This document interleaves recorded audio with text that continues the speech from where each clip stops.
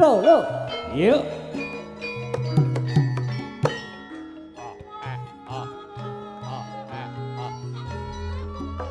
Wiwit mula aku rak wis kandha aku wong desa tanpa bendha donya Jaka lara wong tuamu pangkat aku rekoso uripmu wis mulya iki wis wancine kowe didhawuhke karo priya bagus sing padha supiye ora nyono lan ora nglegewo yen sliramu ninggal palakrama srengenge wah ngono ya Kobak ngulono parane yen tapi rembulan jenenge kaya ngene Dik Lestari wong randuwe tresno tenan kok anggap sepele srengenge ngombe wejang sik ngulono parane yen bengi rembulan jenenge esok tempe sorene jadi dale tresnamu akak-akak lagu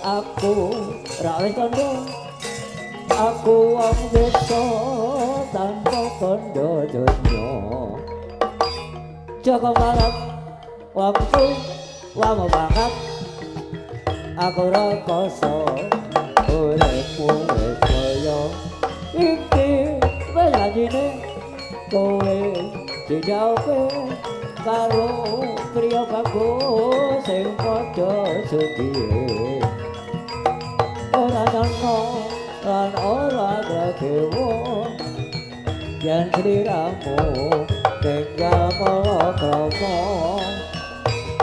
srengenge wah mbek aku mengomingkem Mas sampean nyanyian diploro karo sing jahe pong wah kurang ajar tenan ngaluk cetane ngono ning ora apa-apa nggih wong nek dialog ora tau mbara wong upamane sampeyan niku upamane lho Mas. Upama pring.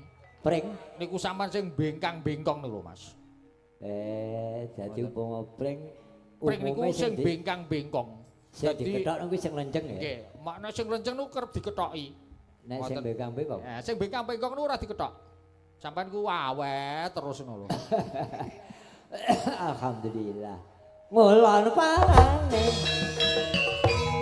Ya tapi ora kudu aku sing dangu ngoyok terus ngantek lali apa lali yen bengi rembulan jenenge kaya ngene rasane wong ra duwe tenan kok agak sampe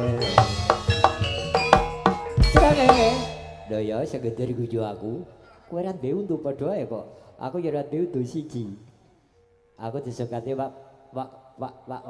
Pak Rukane iku sing ngegong nek ngene lho cerdas Pak tak mut ta aku ngulon parane jenenge rembulan jenenge esok tembe sore jadi dulu jangan bobo tak ada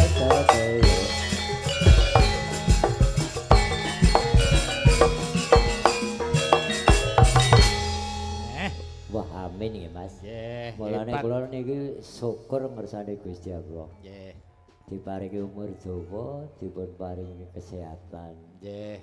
Wong niku kula niku umur kula 76, dhuwit nggih luwih-luwih riyen. Wah. Nggih Nggih. riyen. Riyen. Nggih, kula niki wis 76 mong ndonga kalih Gusti Allah, Mas. Pripun? Muga-muga esuk nek kula mati sowan ngersane Gusti Allah. Mati kula sujud ngambung sajadah. Oh, amin, amin, amin, amin. Niku Bu- tenan. Nggih, bojo kula nggih seneng. Nggih. So, anak kula nggih seneng. Nggih. Nek kancaku malah ngeten. Pripun? Wah, kayane topel mati ning ngambung sajadah ngoten. Wah, niku sing kula suwun ning Nggih. kuwatir kula, Mas. Nggih. Nek sampeyan aku mati ra ngambung sajadah ngono piye? Lek kula ngambung begegek nek kacau malah dosaku akeh.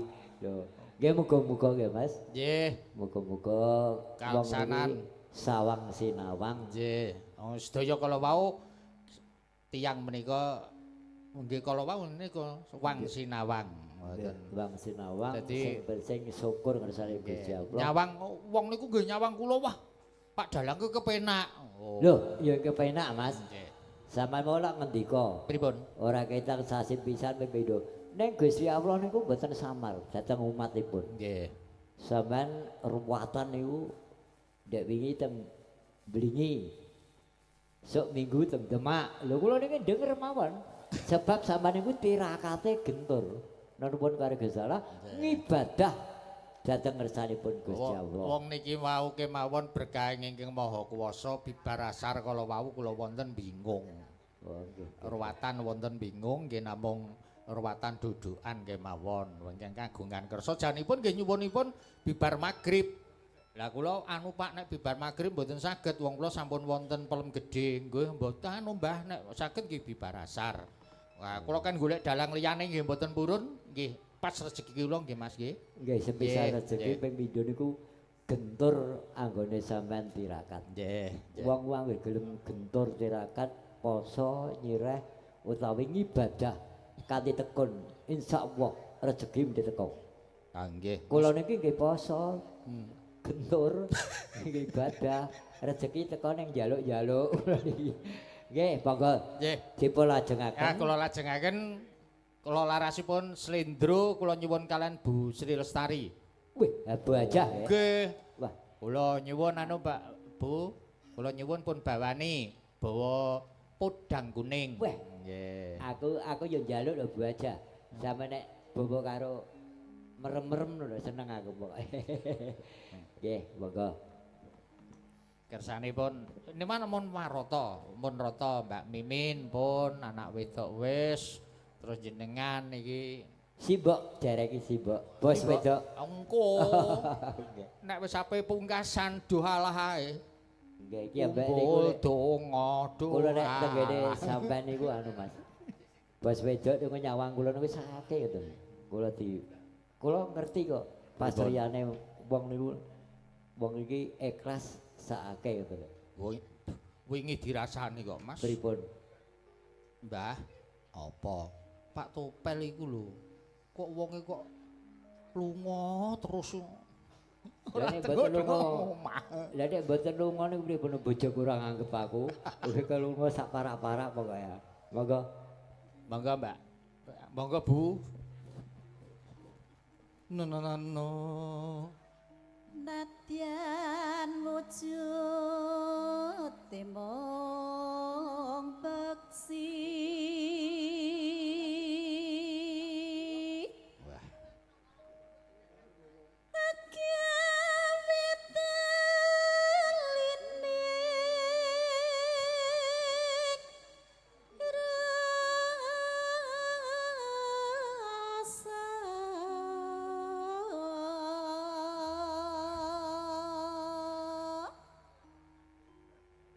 halus manis torembrak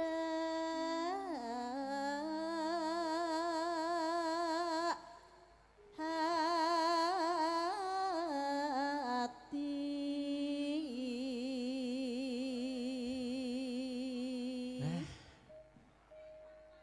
no no no no.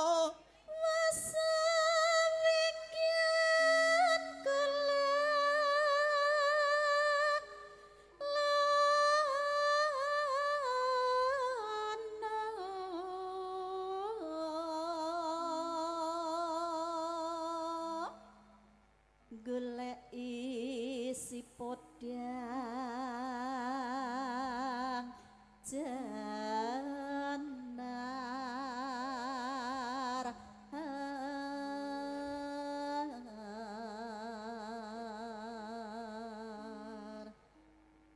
iba bunga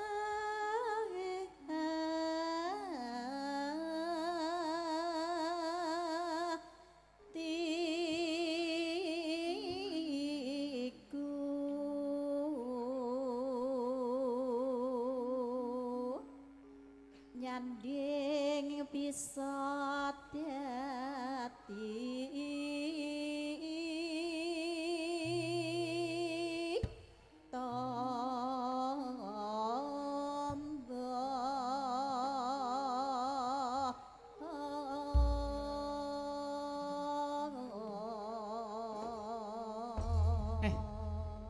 Bawane wis diaturke nduk bawa podang kuning ya ya. Dibacutke langgame. Heeh, kaya ngapa? Nyuwun berkahe Bu Lestari sisan gawe. Ya. Neno nano. sabaning papan wis ngrasa kaluyuran anggo lagi sing sayang mudah-mudahan menyerang kongeli ora krasa wis abah nganti bengi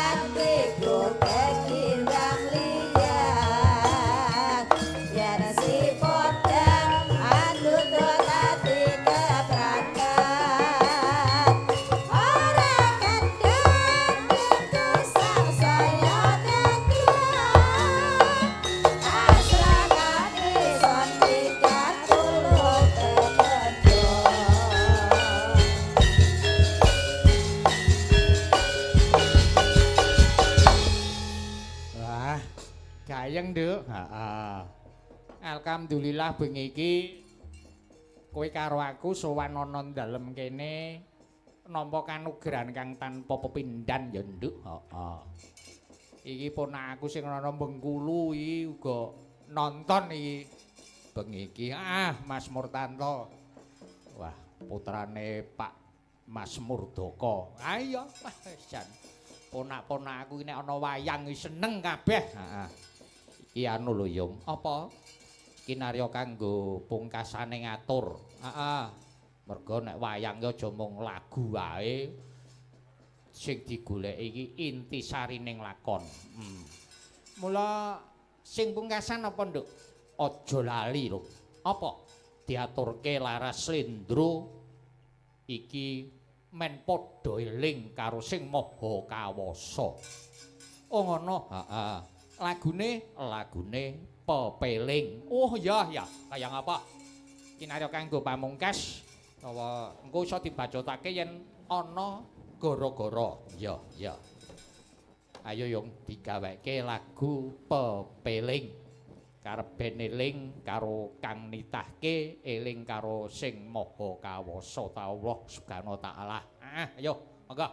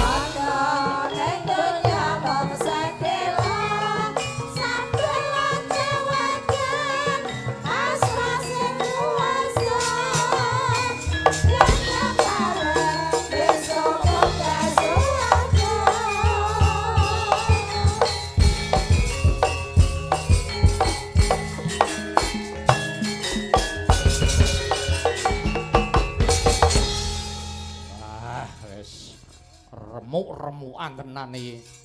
Ya ora apa-apa, Nduk. Wong iki wis diniati kok. Tur upamane rusak ya ora apa-apa ya wong gong-gonge dhewe. Iya ora nyewa kok, Nduk. Kae lho sinuwun Prabu Dewasrani lagi bakal mungkana sanggar palanggatan minta nugraning Jawata.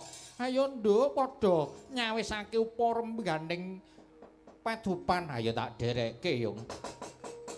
Koko sing tupa kumelun ngeneng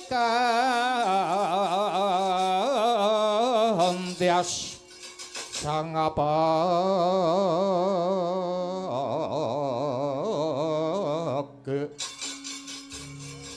kawengku sagung jajahan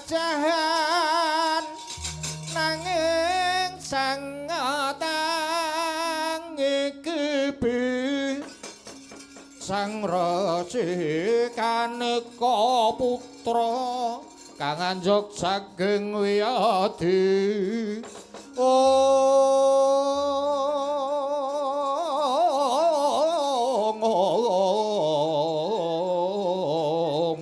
kang anjuk saking wiyadi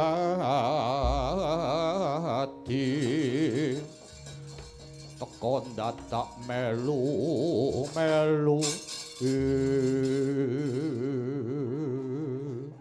wauta sang Prabu Dewasrani minggah wonten sanggar palanggatan minta nugraning Jawata kang sipet agung sedhakep salku tunggal anutupi baban hawa sanga angenaken pancandriyanira datan miyar Sarasa Ganda kang wonten telenging cipta tarlen pambukaning warana prasasa jagat agung ginulung tun jagat alit kumendel wonten ngalamatan jroning alam kanyut nanging ora katarima pamintane Prabu Dewasrani upata tandane ora katarima ganda dupa banger pajen suring cipta duka yayasini pinamung sinamun ing samudana sesadoning adomanis luker busana kapandhitan angrasuk busana kaprajuritan arsa wedhak mring harga Arjuna arsa nyirnakaken sang Janaka para wadya bala wis pepak andher balabar kaya toyaning samudra kang wutah aning dedaratan arsa ndheraken jengkarira sang katong kaya winalik tingalira sang patih wis dawuh sang Tumenggung natap tengara kaping 3 pratandha budhaling Prawadyabala katingal wus sawega lam para wadyabala sikep gegamaning ayuda sang Tumenggung natap tengara kaping 3 pratandha budhaling wadya Tumenggung Gyahanata baris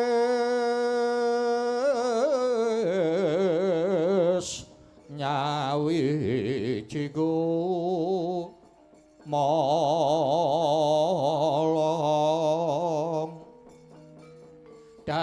dampyak kumbragut lampahe